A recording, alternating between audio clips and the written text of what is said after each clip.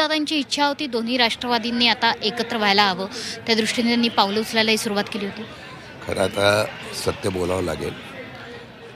पवारसाहेबांच्याकडे बघून अजितदादांची खरोखर प्रामाणिक इच्छा होती दोन्ही राष्ट्रवादी एकत्र यावे. नगरपालिकेच्या निवडणुकीनंतर तशी प्राथमिक चर्चा झाली होती. महानगरपालिकेवरून झाल्यानंतर लगेच करायचं ठरलं होतं चर्चा प्राथमिक. परंतु निवडणुकीच्या नंतर बसू म्हणून सांगितलं होतं.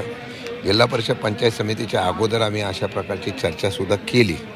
परंतु जिल्हा परिषद पंचायत समितीनंतर आपण मग निर्णय गेला बसू आणि एकत्र येऊन चर्चा करून निर्णय घेऊ, अशा प्रकारची मानसिकता अजितदादांनी आमच्या काही लोकांची होती.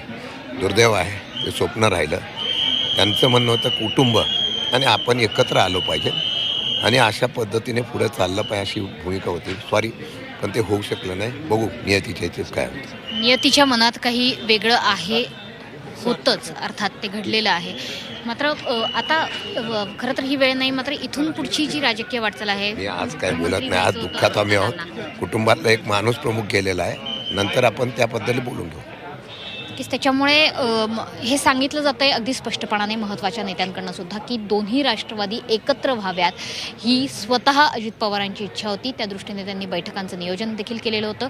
इतकंच नाही तर महापालिका निवडणुका आटोपल्यानंतर जिल्हा परिषदेच्या निवडणुका ज्या आहेत त्यासुद्धा आपण युतीमध्ये आघाडीमध्ये लढवाव्यात अशा पद्धतीनं नियोजन हे केलं जात होतं.